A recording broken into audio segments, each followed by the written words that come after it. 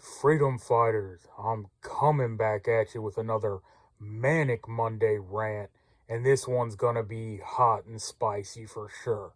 So I left off last week's Friday episode of the weekly news recap, kind of projecting that I was gonna talk about Dan Bongino and his exit from the FBI. And by the way, I did something a little different on Friday. I made it just a quick rundown of the news, and I posted it. I went ahead and posted it in the morning and just tried to mix things up a little bit, see if I get more engagement or more views or whatnot. I heard a YouTube thing say that more people watch videos posted in the mornings. I wanted to see if quicker, style videos got more engagement or whatnot. And if you're new here, like, share, subscribe, do all the things. And I do a Monday, Friday show. But anyway, man, let's get into it. We're talking about Dan Bongino leaving the FBI. You've had tons of people talk about it over the weekend, giving their opinions. And you have people, surprise, surprise, like Tim Pool praising Dan and, saying he's a patriot and once again came to the call to serve his country and how he's one of us and all this stuff. And then you have others rightfully calling out his inaction. And like I always say, they're all talk, no action, all bark, no bite. And it's always these, tough guy, military, whatever. I don't even know. Was Dan in the military? I mean, I know he served, what was he, like a cop, and then became a Secret Service agent and all that. I know that stuff. But talking about military guys and stuff like that, I was watching this old video I did of Pete Hegseth. But, yeah, you got Pete, the Secretary of War, and, the tough, hardened war veteran, and with the meathead attitude, or the jarhead, lifting weights and shooting guns with the troops and, running laps and all that, yet he turns in his guns.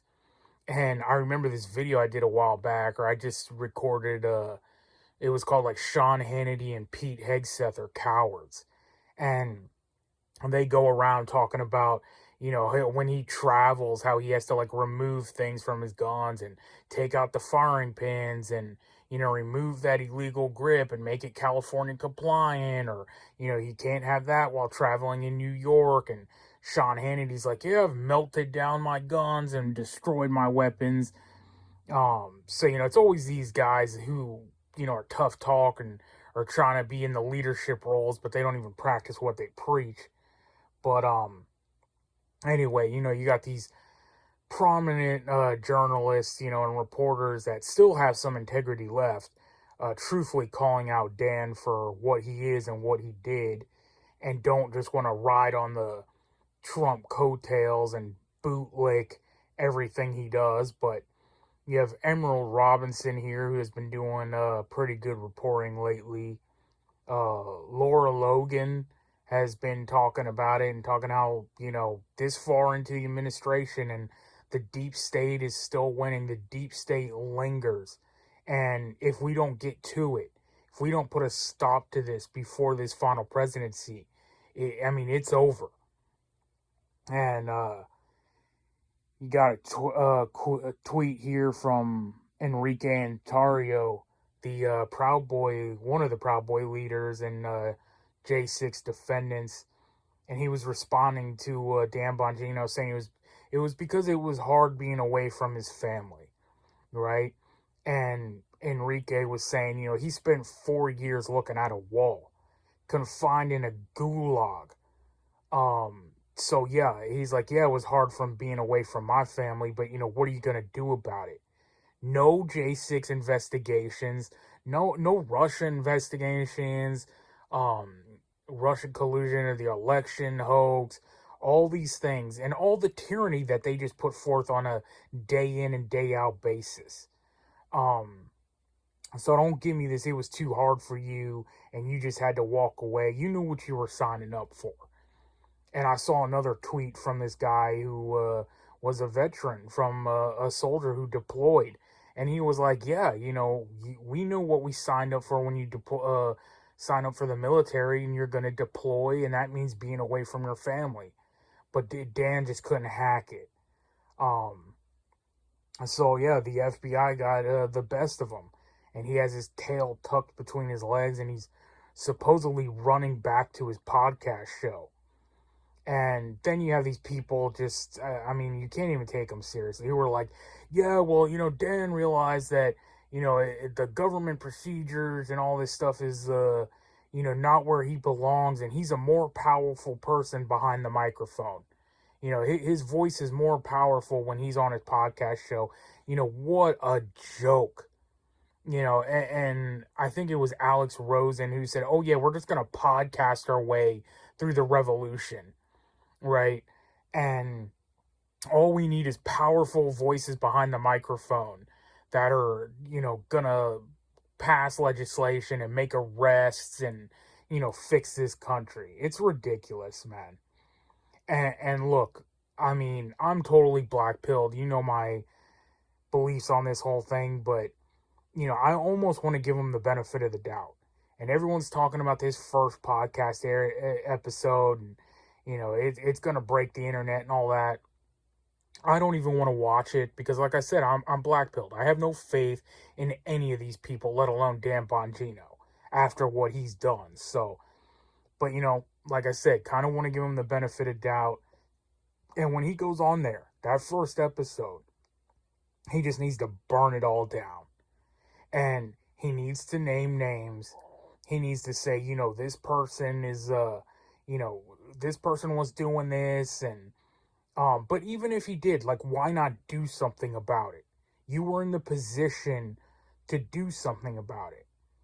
And short of him saying pretty much, I'm completely black-pilled, and look, guys, we have these AR-15s for a reason. There's a reason we have the Second Amendment, and it's going to get ugly in this country, and people are going to have to hang. And the Washington cannot be saved, and basically what J6 should have been. And if he says, yeah, these people are going to have to be pulled out by the hair on their head and bled out, on the Capitol Rotunda, if they're going to have to be drowned in the reflecting pool and, hung on the National Mall, well, then I'll give Dan a break. I'll say, okay, but short of just going on there and, tough talk and thinks he's going to remain in his podcast spot and talk about the deep state and the tyranny and all the corruption of these people, yet you were in positions of power to do something. And I go back to this tweet of his where he said, he was shooken up to his core at the, and the things that he saw, he would never be right again, and said, you can't run a country like this. So maybe he has come to the conclusion that it's just over. And maybe he will be the voice that I've said we've needed for a while, because, like I've said before, it doesn't do any good for a person like me to make a call to action, call for whatever you want to call it, revolution, civil war, whatever. That does no good if you and I do that. We need, a voice. And what I always thought it was going to be back when I was still blue pill, you might want to call it, or still was a Trump supporter and believing in Trump, I thought Trump was that voice. I thought the commander-in-chief was going to give the battle call, and, we were going to save the republic. Maybe it's going to be someone like Dan. Maybe it's going to be someone who defects and goes out there and says, look, it ain't going to happen this way. We tried it. Now it's going to have to go, this way. But, someone wrote something else about the reality and not, expecting anything to happen because he'll be told, he has a NDA or something like that. He's going to have to sign documents that he can't speak on anything that he saw and everything like that. I mean, just do it anyway, right? Call their bluff and make Cash's FBI, make the Trump administration come after you. right? Burn those bridges. But he won't do that, right? Because he still wants to be friends with them, right? Make Cash show up and be like, we're going to have to take you off air because you can't be saying these things, or we're going to fine you, or make Cash's FBI come over there and knock down your door and put cuffs on you and drag you out.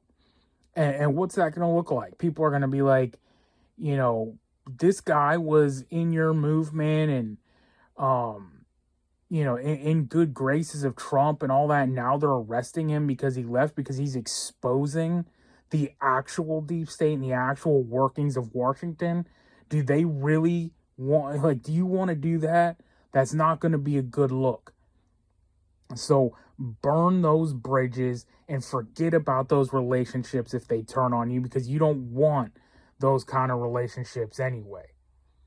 But again, like I said, he probably wants to go on his podcast, talk about the derp state, write books and grift off of Fox News interviews for the rest of his life, while the real patriots are out here in the streets, in the trenches, getting ostracized from their family, losing their friends, fired from their work, doxxed, debanked, and like Enrique said, thrown in the gulag, prison sentences. Heck, the real patriots are getting shot at, getting killed in the streets. But, that job was just too damn hard at the FBI for Dan. Going to work and putting in 10, 12 hours and being away from your family for 10 months was just, he couldn't fathom that to save the country. So that's what we got going on, man. And they're talking about, Cash may even be leaving. RFK was rumored he's going to resign from the health secretary position or not. So let me know, man. You see more resignations coming from this administration? Do you believe anything's going to come from it? Are we ever getting these arrests? Pam Bondi's over there, she's a freaking joke. And again, I always go, my rules of three. Are they scared, stupid, or complicit? And I go back around all the time, I talked about in the E-Files video I did when Dan and Cash gave that first interview. I said, Dan does look pretty scared. So, they might have told him that they were going to waste him and his whole family, and he just realized he had to get out. But, don't want to rehash that whole video. Go watch that if you want. My opinions on Cash is probably in the stupid section, but I don't know. He's been looking pretty complicit lately as well.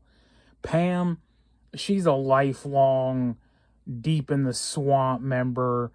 And it's the same thing from Trump, right? And everyone's, lately I saw people calling him out. How long is it going to be?